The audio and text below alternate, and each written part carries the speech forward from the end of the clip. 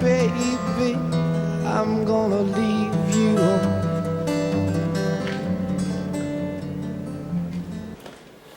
Bonjour à toutes et à tous, bienvenue sur cette nouvelle vidéo sur la chaîne. Alors, petit bilan de l'année, ce sera la dernière vidéo de 2024.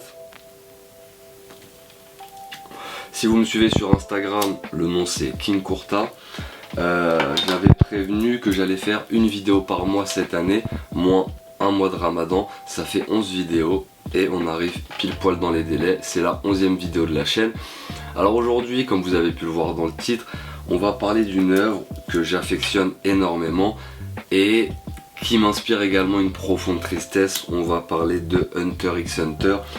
Hunter x Hunter, c'est un manga qui a été prépublié au Japon à partir de 1998. On est en 2024, bientôt 2025. C'est un manga qui a plus de 26 ans. C'est un manga qui aurait pu figurer dans le Big Three. Naruto, Bleach, One Piece. Mais Hunter x Hunter a toujours été un petit peu de côté. Certaines disent Hunter x Hunter, d'autres Hunter x Hunter. J'en ai absolument rien à foutre. Pour moi, c'est Hunter x Hunter. Alors, Hunter x Hunter, sur le papier, c'est un des plus grands shonen de l'histoire. Un système de magie, donc les pouvoirs dans Hunter x Hunter sont absolument grotesques. On est sûrement sur un des meilleurs systèmes de magie. Les chara design, le look des personnages sont très très cool. On a plusieurs arcs assez ouf.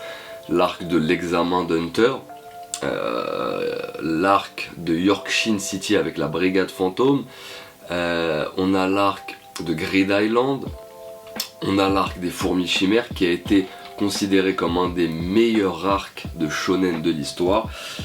Et depuis, qu'est-ce qui se passe de Hunter x Hunter ? Je ne sais pas. Faut savoir aussi, petite précision, avant Hunter x Hunter, l'auteur Yoshihiro Togashi avait créé ce petit bijou qui est Yu Yu Hakusho.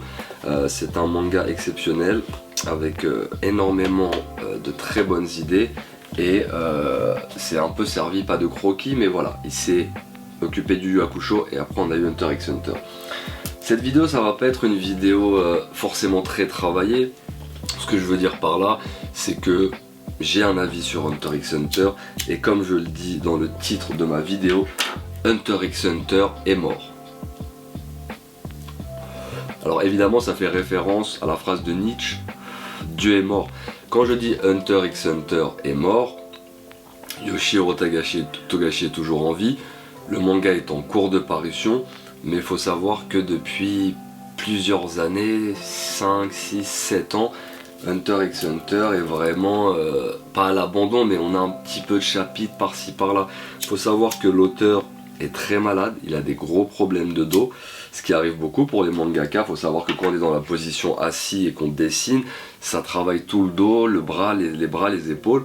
Et il y a un problème dans la santé de Togashi qui fait que les mangas Hunter x Hunter ne sortent pas rapidement. Mais pour moi, c'est pas le seul problème. Le problème, c'est que Togashi a tué son manga avec l'arc en cours.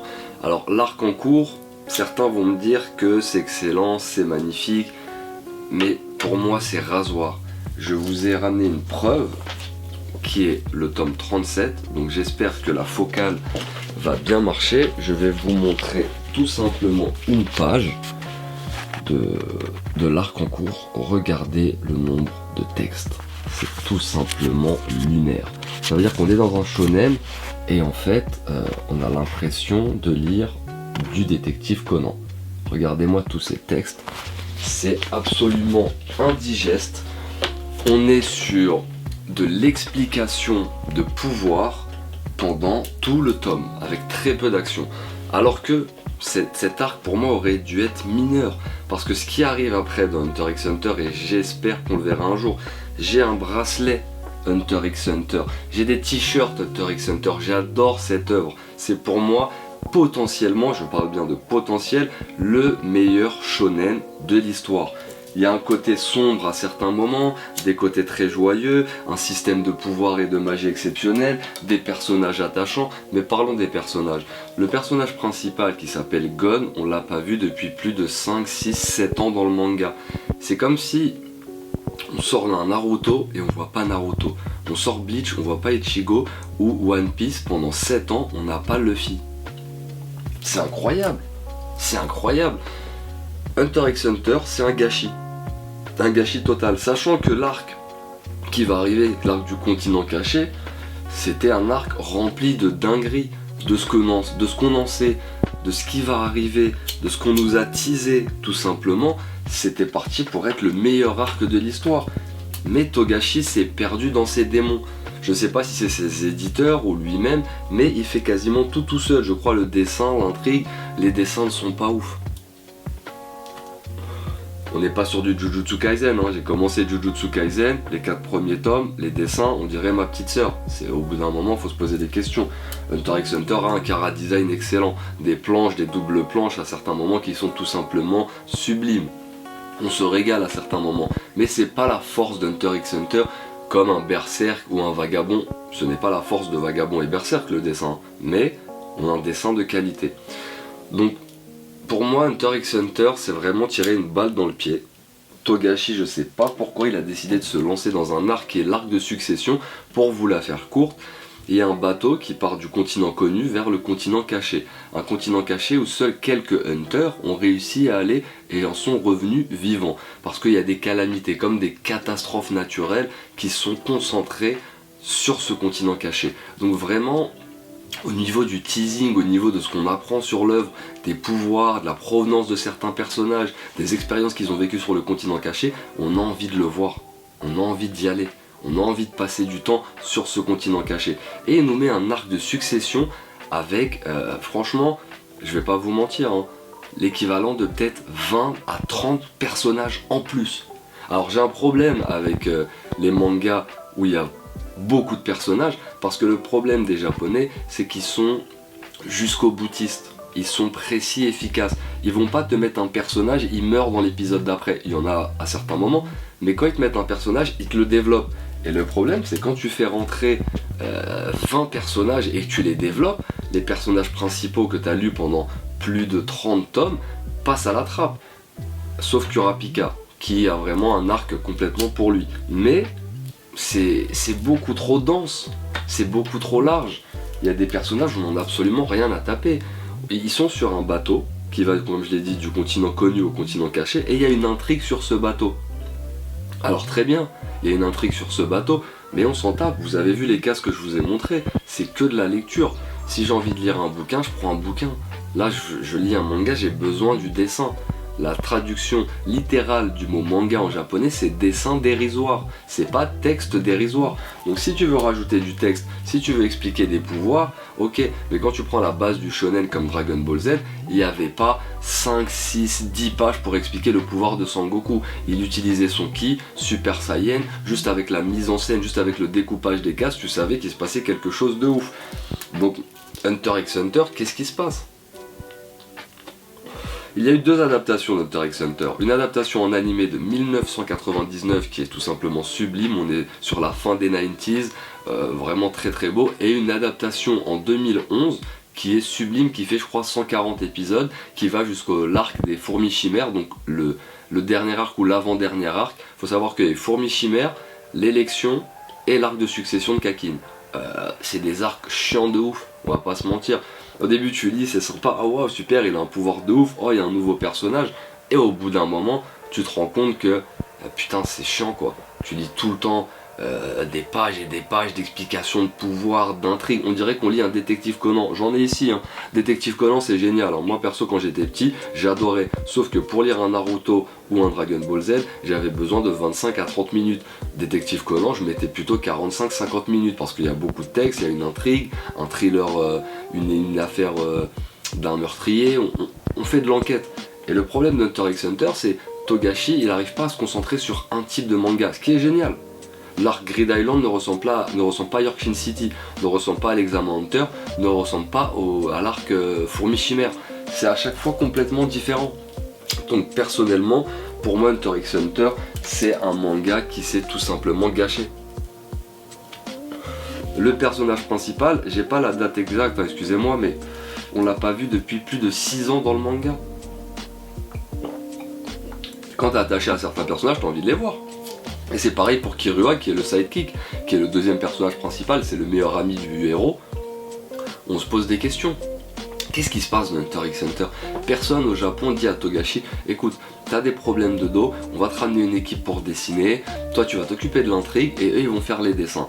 Mais là, la mise en page, le découpage, il est tout simplement indigeste. Et pourtant, j'adore cette œuvre. On n'est pas comme sur la vidéo de One Piece où je dis pourquoi je déteste One Piece. Là, je suis plus en train de dire pourquoi j'aime Hunter x Hunter et pourquoi je suis frustré, pourquoi je suis déçu de cet arc de succession qui précède un arc complètement légendaire.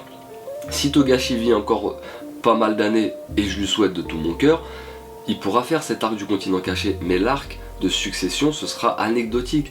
On va sur un autre continent, on a déjà une quinzaine, vingtaine de personnages principaux à développer, et là on en rajoute une autre vingtaine qui vont certainement mourir tous au bout d'un moment.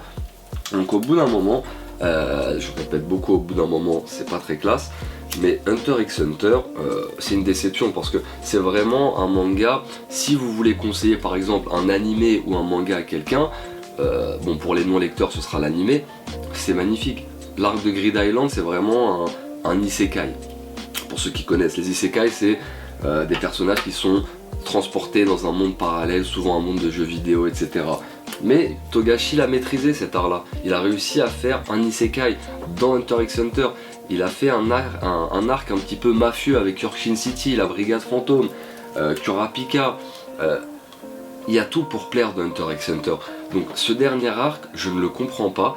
Et pour moi, c'est un arc qui, malheureusement, passera à la trappe dans les prochaines années. On se rappelle tous de l'arc Chimera Ant des fourmis chimères avec Meruem, avec Neferopito, avec Gon qui passe en Gon adulte, Kirua qui développe ses pouvoirs, le combat Netero-Meruem qui est pour moi un des meilleurs combats de shonen.